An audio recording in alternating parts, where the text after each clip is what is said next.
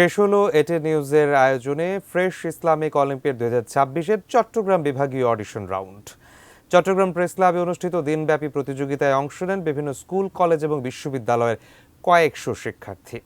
আদিত্য সুমনের ক্যামেরায় প্রতিনিধি মনিরুল ইসলাম পারভেজের পাঠানো তথ্যে বিস্তারিত থাকছে ডেস্ক রিপোর্টে।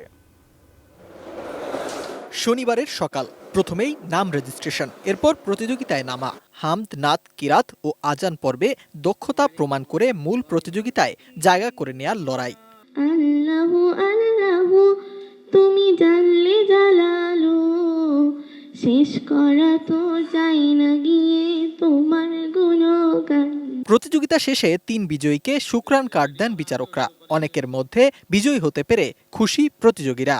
গতবার ভালো করে করতে পারি না, এখন ফার্স্ট হয়ে আমার ভালো লাগছে। অভিভাবকরা জানান, এ ধরনের প্রতিযোগিতা স্কুল কলেজের শিক্ষার্থীদের ইসলামিক জ্ঞান অর্জনে সহায়তা করবে। মাদ্রাসা পড়াবার ইচ্ছে ছিল, কিন্তু বাচ্চার এদিকে দিতে পারি নাই। স্কুলে দিয়েছি, মার্শাল্লাহ, আমি তারপরে ইসলামের দিক দিয়ে এগিয়ে দেখছি আর কি। এদিকে এমন প্রতিযোগিতা প্রতি বছর চালু থাকবে, এমনটাই আশা বিচারকদের। তার অভিভাবক আপনার প্রতি অনুরোধ, ওকে একটু চেষ্টা করবেন যাতে করে সে ঢাকা থেকে ভালো জাতীয় পর্যায়ে পুরস্কার আনতে পারে। প্রথম, দ্বিতীয়, তৃতীয় স্থান অধিকার করেছে, তাদের সকলকে শুভকামনা জানাচ্ছি।